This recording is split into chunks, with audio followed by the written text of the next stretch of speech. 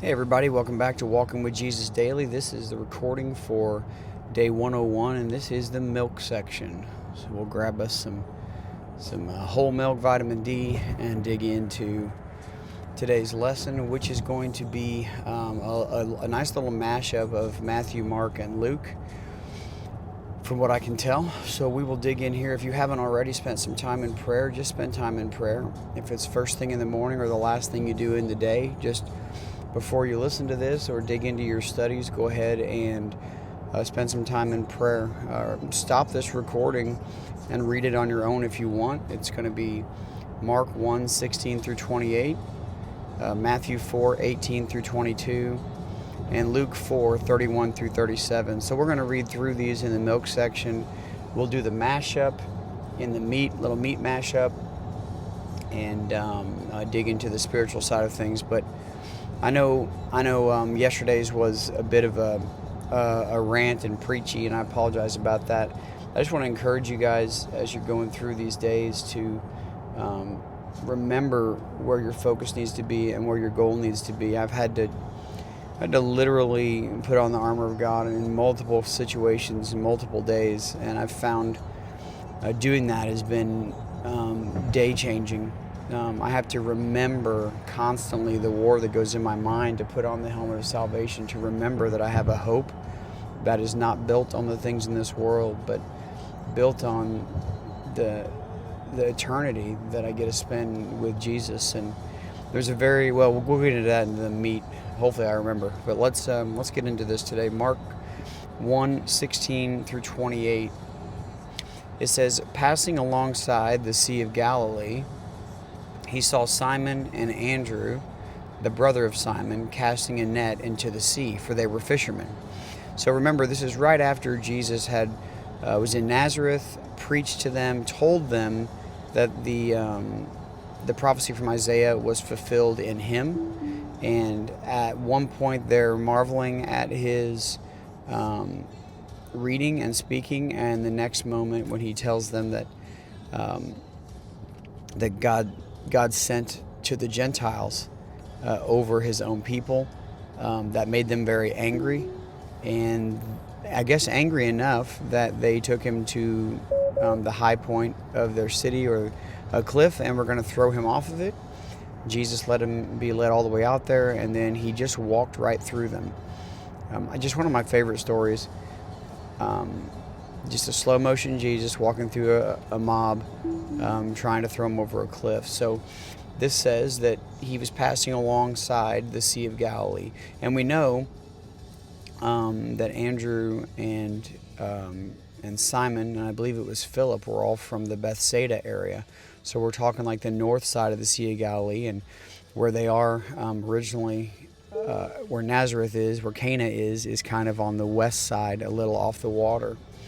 And fishing back then was apparently casting a net into the sea. They cast these nets, and then they would pull them up, and they'd see what they caught. So the net would be cast out, and they would gather up whatever was there, and then they would pull them in and sort them out. This is going to be important when we get into the more teachings coming up.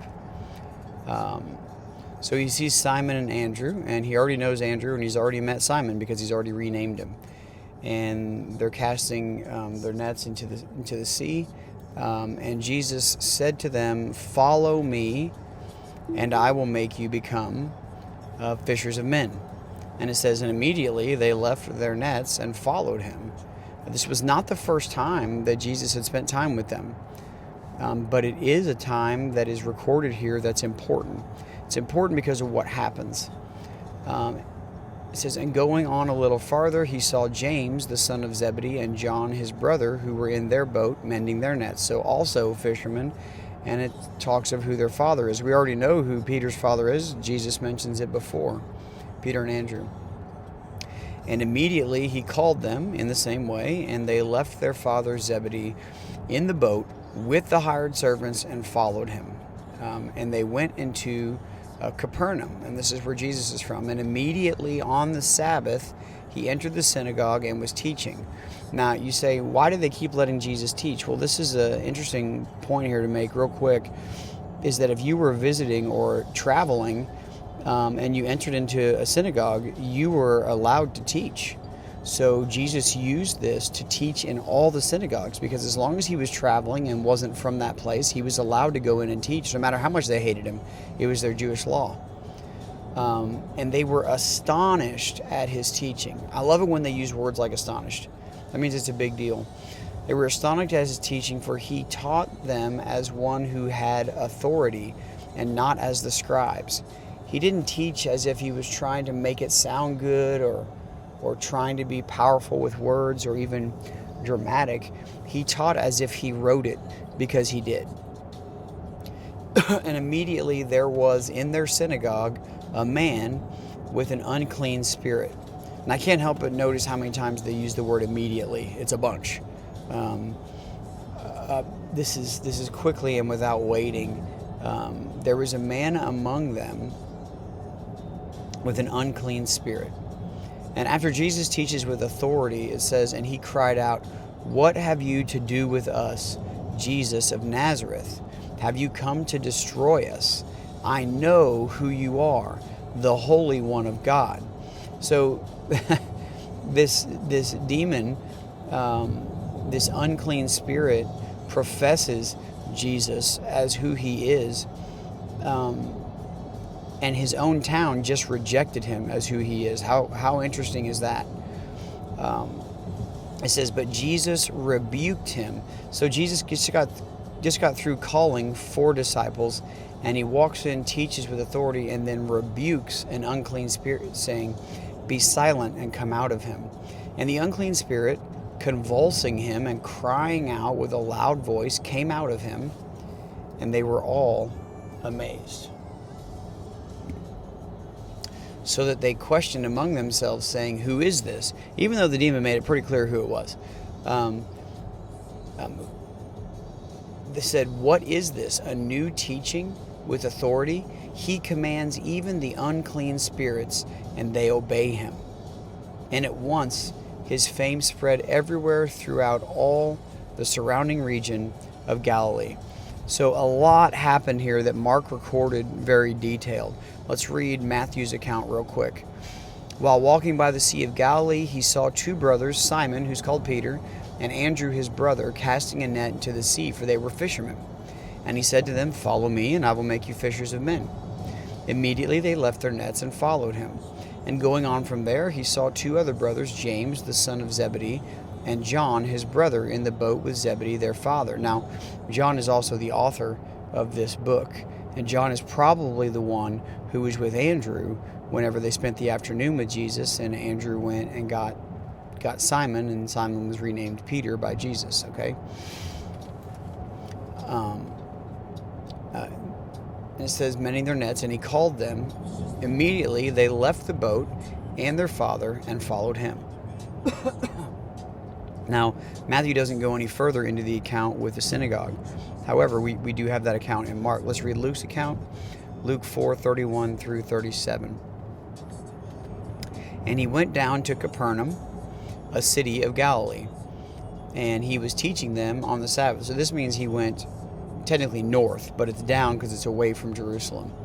And he was teaching them on the Sabbath, and they were astonished at his teaching. Interesting, they use the same word. For his word possessed authority. And in the synagogue there was a man who had the spirit of an unclean demon. And he cried out with a loud voice, "Ha! What have you to do with us, Jesus of Nazareth? Have you come to destroy us? I know who you are, the Holy One of God." But Jesus rebuked him, saying, "Be silent and come out of him."